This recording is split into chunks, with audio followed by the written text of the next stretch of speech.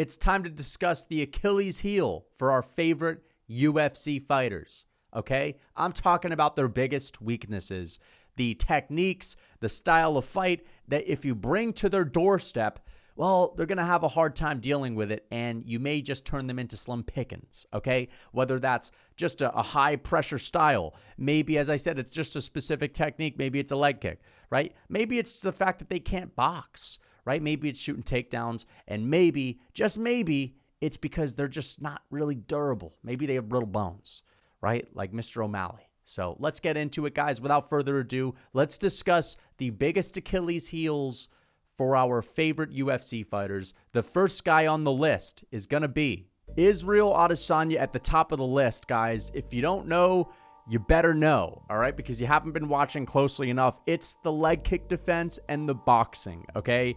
If you're going to go in the cage and you have some really good, solid ability to check leg kicks and you've got a good basic skill set with the boxing, and I'm not talking about anything fancy, right? You know, Izzy loves to go in there and try to be fancy. He likes to do all these feints and, you know, all these meaningless movements that would definitely get the better of your basic level kickboxer and striker. But you go in there with some good defensive boxing and a good 1-2 down the pipe, it's going to be issues for Izzy all day long, right? We've seen Robert Whittaker pop Izzy's head back with jabs and lead check hooks, which is pretty impressive for a guy like Whittaker who's got a serious reach disadvantage. We've also seen, you know, a more flat-footed, older Jan Blachowicz kind of get the better of Izzy in the boxing range, slip out of the way of Izzy's shots and counter with jabs and little jabs to the body. And just think about the style that has beaten Izzy in MMA, right? Sloppy man Strickland. And I know Strickland isn't actually sloppy. He's one of the cleanest strikers in the game, but no one is wowed by Sean Strickland's offense, right? He's very basic. His defense is ridiculous. It's off the charts. As I said, really important to have solid boxing defense. But then look at a guy like Jan Blachowicz. I mean, we're talking about a bit of a flat-footed, slower. I mean, he's got a hunchback on him. He's not the epitome of athleticism and flash, right? Robert Whittaker, I mean, for goodness sakes, Bobby Knuckles was out there looking like Joe Frazier, right? He was popping Izzy with the lead hook and snapping his head back with the jab. And let's be honest, Adesanya, if you can get past the feints, if you can get past him, you know, floating out there and prancing around, and you just put that 1 on him, you put that 2 on him, and you teep him to the body, right? And you can slow things down, lift up that lead leg and check his kicks and chuck them right back. Well, you know what? You've got yourself a competitive fight. Now, it's much easier said than done. 100%. I'm not saying I can go in there and do it. But Sean Strickland can. So that is Izzy's issue. Because again, if Izzy can't just kick you at range because you are checking his kicks, inflicting pain on him with checking those kicks, then he has to resort to his boxing. And his boxing isn't that great. Conor McGregor, all right? This guy's weakness at this point is very obvious to me. It is anything having to do with grit, all right? If you can put Conor McGregor into an uncomfortable position, if you can chop him to a part of the body that's going to sting a little bit more than just getting punched, right? Because Conor McGregor wants to go in there and he wants to trade big, meaty hooks for people. You look at a video of this guy training these days, he's got the house music on, he's got the yes men around him, and his favorite exercise is that big, meaty hook to the big round pad. Conor McGregor's not going into the gym doing gritty, hard wrestling rounds with guys that are actually going to make him work, all right? Everyone wants to be a yes man. Everyone wants to be nice to Conor. You think this guy's going to humble himself and get his ass kicked in the gym day in and day out to actually improve on his grappling at this point in time? That's the difference between Conor McGregor and all the ranked opponents he'll ever fight from here on out, is that these guys are actually hungry. They haven't made it, and they are willing to go into the gym on wrestling day. They are willing to do those hard wall wrestling drills up against the fence. They are willing to go through the submission defense drills and all that. And I just know that Conor McGregor would rather train boxing pad workouts on top of his yacht, or he'd rather go to the gym to train with a Bellator pipsqueak that's about 20 pounds lighter than him. So if you can bring a nice gritty wrestling style of game into the octagon, you will probably be able to get Conor McGregor out of there in a round and a half, right? Because let's be honest, this guy's cardio has never been all that. Dustin Poirier was able to implement some gritty wrestling because Conor McGregor, you know, he did pull that guillotine, but Dustin wasn't like one of the Bellator pipsqueaks that Conor McGregor's training with. And this is the issue. McGregor might be able to pull off a guillotine over one of these, again, smaller guys that he's training with, the cardio kickboxing class attendees. But you pull a guillotine on Dustin Poirier, chances are, man, he's getting right out of that. And we saw what happened last time. Dustin Poirier took this guy down, looked like Khabib Nurmagomedov on top of him, and Conor's body just fell apart. As soon as it got uncomfortable, his body just gave out because he is so used to just chilling. He's so used to being in a nice, comfortable space and the yacht being out there and the fucking food being brought right to his bed, and breakfast in bed is a daily thing for Conor McGregor at this point. Steaming hot Irish breakfast on a tray in his lap. The other thing we have to talk about are the kicks, right? Not only did Conor McGregor's leg give out after maybe 7 or 8 calf kicks from Dustin Poirier in their rematch, but 5.5 months later when he fought Dustin Poirier in the trilogy, he literally snapped his leg in 2, which was just pretty terrible. And at this point, man, that leg is probably never going to be the same, right? He's not going to have the same ability to move around as freely as he did before. He's probably not going to have it be as conditioned as it was in the past, right? He's not conditioned to taking those stinging shots on the calf. That's the issue with Conor, man. You have an uncomfortable weapon that's going to really sting you in a way that you're not used to getting stung, okay? That's a little bit more painful than your average leg kick. Then he's not going to do well with it. He's going to wilt at the first sign of adversity. Essentially, you're going in the cage, you're dedicated, you're tough, you've been doing the hard wrestling rounds, you got a calf kick on you. You could say goodbye to Conor McGregor's career. All right, so let's get on to the next one. Next up, we got Big Anthony Smith in the house. One of the greatest light heavyweights to ever do it. And at first glance, you may not find weakness on paper, right? Because Anthony Smith is one of the most well-rounded fighters in the game. We've seen his performances at the highest level. We've seen this guy battle through adversity. We've seen this guy submit people like Big Bear Devin Clark, okay? We've seen this guy take out the legend of Ryan Spann. But if you really are going to be honest about it, and I hate to do it just because, again, I'm really freaking grasping at straws here, but this guy can't check a leg kick to save his life, or he can't take a leg kick to save his life. And man, if you can land like 3 of those suckers on this guy's leg, on those little paper thin legs of Anthony Smith, you could have this guy demanding an apology for attacking his family.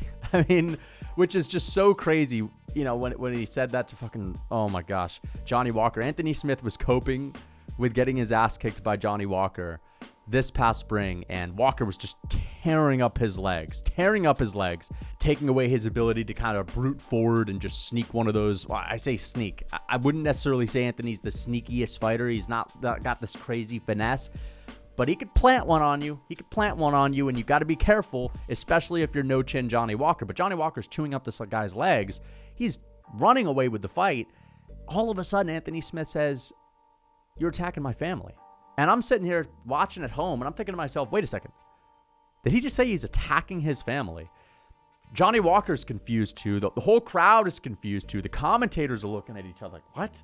And Anthony Smith essentially starts to try to fucking hype himself back into the fight. But yeah, man, he was just coping with the loss. I love Anthony Smith. Big time fan of him. Listen, dude, I think that people give him a little bit too much slack, but he can't take leg kicks. We saw what Rakic was able to do to him, chopped him down like a tree. And you know, I'm talking about trees now. It is Christmas. Whoever gets to fight Anthony Smith, Christmas is, it's on their doorstep, because they're going to be treating Anthony Smith like a fucking Christmas tree. All right, chopping him up, chopping him down, and peppering him up, lighting him up. Dude, you could literally light this guy up like a Christmas tree if you start kicking his legs. Okay? So, shout out to Anthony Smith. Khamzat Chimaev, all right? His biggest Achilles heel is multiple rounds. Anyone that can go out of the first round with him, anyone that can survive that early onslaught, because make no mistake about it, Khamzat's the toughest guy to get the better of in the first round in MMA. And I stand by that. He's the Mike Tyson of MMA grappling in the first. But Khamzat Chimaev lost 2 out of 3 rounds to Kamaru Usman. And I think that we can all agree that although Khamzat did some impressive work in that fight with Kamaru Usman, like taking him down, I mean, let's be honest about it. Christmas came a little bit early for him. I mean, Khamzat Chimaev was given a nice gift, a nice early Christmas gift with his undeserving win over Kamaru. And nobody expected him to go out there and take Usman down and then just neck breathe on him. Like, we all think about Khamzat Chimaev as being this like next level grappler that can twist people into a pretzel, and you know, he's just so far ahead of everyone that the issue would be taking Usman down. But once you would have him there, he'd be easy work, slim pickings. He took Usman down in the second and third and just laid on top of him and turned it into a wet blanket. We saw Khamzat Chimaev for the first time ever wet blanket someone and did nothing on the feet either. This guy did literally fuck all in the second and third round with his fight with Usman, and people were defending it. How is his cardio anything decent? His cardio looked atrocious. It was an embarrassment to gas out that hard, to throw nothing on the feet, and to do literally nothing in the grappling in the second and third round when you're the one with a full training camp that's been preparing for an entire year to fight at middleweight versus Kamaru that's taking it on a week's and a half's notice. That's pathetic. I'm sorry. There's no reason to try to defend that performance and act like it was something special. It wasn't. It was a disgrace. He should have had a draw. So, yeah, multiple rounds. If you can survive the first, which is a big question because Khamzat Chimaev can finish just about anyone in the world in the first round at 185 pounds. So let's get on to the next one. Justin Gaethje. Justin Gaethje's biggest Achilles heel. His weakness is obviously the grappling, and I'm talking about that white belt level jiu-jitsu. Because say what you want about Justin Gaethje, he's got the good takedown defense, he's got a good sprawl, he's fast, he's explosive, he's ever improving. As soon as you take this guy down, it's not a question of if, it's a question of when. It's a question of how many seconds are going to pass before this guy has his face turning red, bright like a red tomato. All right, Justin Gaethje, you put this guy on the ground, you're submitting him with ease. That's it. And that's his issue, man. Like, this guy, you can say he has a chance against Makhachev.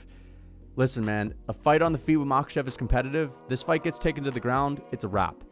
Obviously, he's not a white belt level. Like, I'm sure that if this guy were to go to the local jiu-jitsu gym, he could definitely give the blue belts an issue. But I would say, you know, you're a brown belt down there with Justin Gaethje. This guy's not walking out of there without a loss. So that's all I'm saying. Justin Gaethje's a great fighter, but that will forever be his weakness. It's just that people like Dustin Poirier are not going to shoot takedowns. Neither are Rafael Fiziev. So that's that. On to the next one. Marvin Vettori, man. Anyone that can make adjustments or has a fight IQ, those are the guys that are going to expose him every time. All right. Now, I made a whole video this week where I had a segment on Marvin Vettori talking about how we should just maybe step away from boxing and jiu-jitsu and stop really training in MMA and just kind of focus on doing what he needs to do to become a champ, which would be barging for the local barge with his chin on the line and just marabbing people with cardio, because I really do think he'd be unstoppable. But the reason he'd be unstoppable is because there's no way to really adjust to that. You just have to outlast him, and no one's outlasting Marvin Vettori's granite chin. But Marvin Vettori is a guy that goes out there and tries to have a little stand-up battle. He tries to have an MMA fight, and that's fine.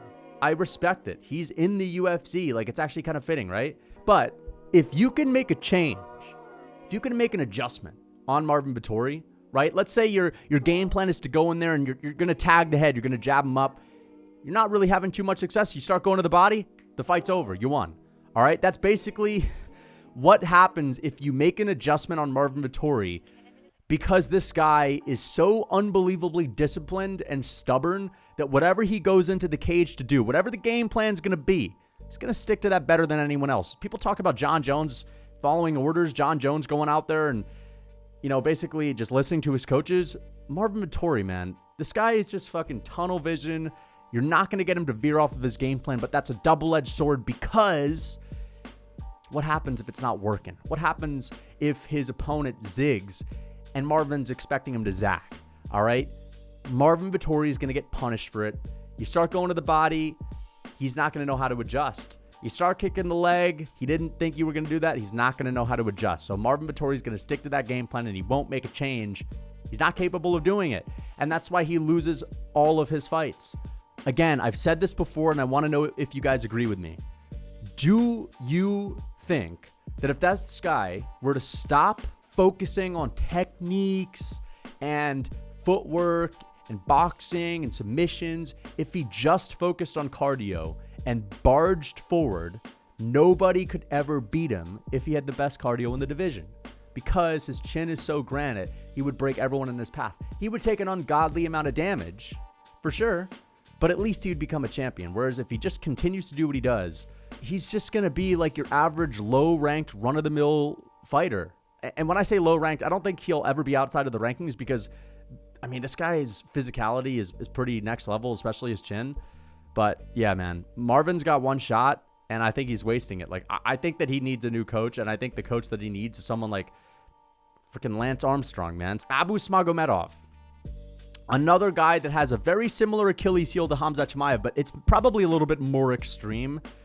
If you can exit the first round with Abus, who's probably going to get the better of you in the first because he's pretty damn solid when it comes to his skill, you've won the fight.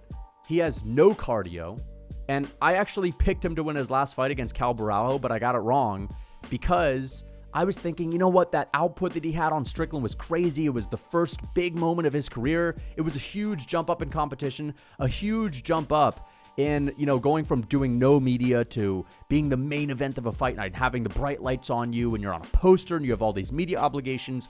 I was thinking, well, you know what, he only kind of gassed out against Strickland because it was a moment that he couldn't handle and he had an adrenaline dump. He freaked out a little bit, plus combine that with the high output that he had in that first round. And he couldn't hit Strickland. When you can't hit someone, you tire out even quicker. I was thinking, Cal Barajo is not that good. This is not a big spot on a big card. He's probably going to get this one done with lower output. Abus Magomedov goes out there with low output, with no pressure on his shoulders. He wins the first round, hardly doing anything. I mean, it was a really slow first round, and he still gasses out and gets his ass kicked in the third round badly against Cal Barajo, who's a decent fighter, but it's just like this guy's cardio is something special. Like, it's really something special. It's something to behold. It really is disgustingly bad. So, Abus Magomedov's biggest weakness is the fact that he cannot go into the later rounds. If he doesn't get a first round finish, he's losing the fight damn near every single time. Sean O'Malley. His biggest weakness, I think we can admit it by now, he's got brittle bones. O'Malley's a little bit fragile. Broken rib going into the Aljo fight. Broken hand going into the Pedro Munoz fight. Broken rib going into the Moutinho fight. Broken this going into that fight. Probably going to have a broken leg going into the Cheeto fight. And perennial nerve kick. O'Malley's leg gave out. And if you can make it a real dirty fight, right? If you can kick this guy where it's uncomfortable, you may just have a chance to snap one of those little twiggy bones, those bird bones. Sean O'Malley's got those little bird bones. Whereas McGregor's got more density to his bones, but they're just getting a little cozy. They're getting a little comfortable these days. And yeah, I think that at least O'Malley has toughness. I will give him that. He's tough. I will literally give him that. He proved that against Petr Yan. That was something that was heavily doubted going into that fight. People were talking about the video games, playing Warzone, smoking pot, right? And saying that Petr Yan was going to fucking brutalize this guy for just being an ice-cold Siberian. Sean O'Malley proved that he was tough, but he's always injured. He's always got these loose ends and these, oh my God, this guy's always talking about how his hand is extremely sore after a fight. And I'm talking like a whole month. Have you ever watched O'Malley's podcast like a month after he fights? And he's still talking about how his hand is so sore, man. This guy just does not recover so quickly. So shout out to O'Malley, great fighter. Not a big fan of him being champ, but he's a great fighter. It's just that he does have some brittle bones. Rafael Fiziev in the mix as well. Rafael Fiziev's biggest Achilles heel is high output, heavy pace, good cardio, and an ability to fight this guy's ego. Every single person that's outstruck Rafael Fiziev, Bobby Green, Justin Gaethje. I know Fiziev beat Bobby Green. The second round was close. Bobby Green really dominated the third round.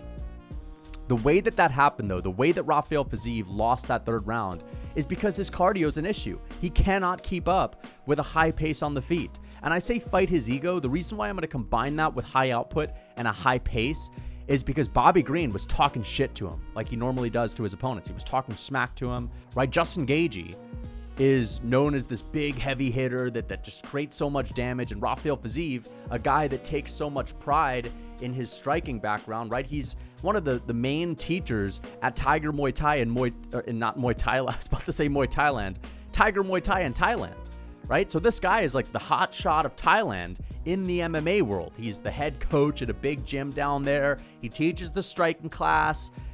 And when you have a guy like Justin Gaethje popping him in the face, like Mike Tyson used to say, everyone has a plan until they get punched in the face. When you have a guy like Bobby Green talking shit to him, popping him in the face with jabs, this guy feels the need to fight with his ego. He's like, dude, I'm the fucking striking guy. I'm the one that puts on master classes. I'm literally the teacher, right? I'm going to take you to school.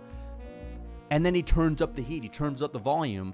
The next thing you know, Rafael Fiziev slows down massively because he doesn't have the best cardio. And on top of that, it's like when you fight with your ego, you tend to just gas yourself out a little bit because it's like you're putting more strain on your mind and your body than you need to. When he has a guy like RDA in the apex, a respectful veteran opponent that's gonna be keen to have a good old-fashioned match where there's not a whole lot of shit talk, there's not a whole lot of hype to it. RDA's not a big puncher that's gonna smack Fiziev in the face and make him think differently about his game plan.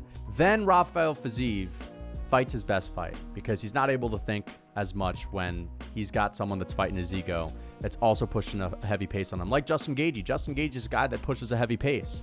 That's high output. RDA pushes a heavy pace, but it's not the same. It's not the same kind of a heavy pace. RDA was, in that fight, he was more willing to stand at range, to make reads, right? To slow things down. And Fiziev, that's exactly what he wants. He wants time to set things up. So let's get on to the next one. Arnold Allen. Arnold Allen's biggest weakness is anyone that's going to go in there with high output and a 5-rounder itself. The reason why I picked Max Holloway to beat this guy, and I think Max won that fight 4 rounds to 1, was because if this man has low output in a 3-rounder and gets tired, imagine the pullback on his output that he'll have to have in a 5-rounder, okay? And that's exactly what we saw against Max. He took rounds off against Max. Even when he started throwing his hand, it's like it just wasn't enough, especially against a guy who also has high output like Max Holloway, who's the king of volume, right? Landed the most significant strikes in UFC history. And that's the issue with Arnold Allen, man. If you really put some heavy pressure on this guy, and of course, if you have a decent chin, because he does hit pretty hard, he's extremely fast and he moves around a lot. It's not like he's so easy to hit.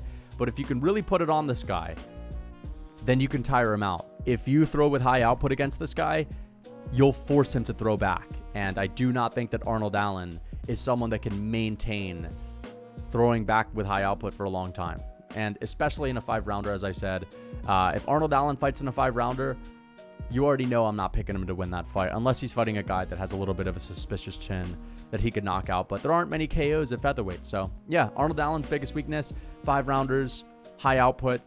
He has low output. So yeah. The last one, Yair Rodriguez, biggest weakness, takedown defense. All right. Max Holloway was taking this guy down, had a field day with it. Frankie Edgar, field day with him.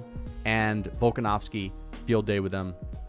Josh Emmett even took this guy down. I'm not saying the grappling, because we saw what he did to Josh Emmett, who is a total fraud. Josh Emmett's a guy that has a wrestling background to some degree, and Yair Rodriguez butchered him on the ground too. So it's not necessarily the grappling. I think Max Holloway actually gets underrated when it comes to his grappling sometimes, and that's why people think it's not a good look for him to get taken down by Max and beat up down there. But my point is, if you can take this guy down and you've got good grappling, you're probably going to be able to win the fight.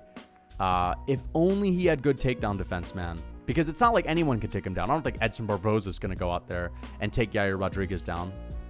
Max Holloway and Volkanovski and Frankie Edgar are actually really good wrestlers. I know people don't, again, talk about Max as being a good wrestler, but he is. Yeah, man, if Bryce Mitchell or Ilia Topuria takes him down, they're probably winning that fight. But imagine if this guy actually had good takedown defense, he'd be unstoppable, man. He really would be unstoppable, because you could say what you want about Volkanovski knocking this dude out, finding that right shot on the feet, that right hook to the jaw. But let's be honest about it. if Volkanovski didn't slow this guy down in the first 2 rounds with the grappling and take him out of his element, he probably wouldn't have been able to hang on the feet with Yair Rodriguez when Yair is as fast twitch as he can get. So, but yeah, I hope you guys enjoyed the video. These are the Achilles heels of different UFC fighters, right? The ones that I could think of. If I forgot a couple of guys, I'm sure I did. Let me know which fighters I forgot, and let me know what their Achilles heels are in the comments. Until next time.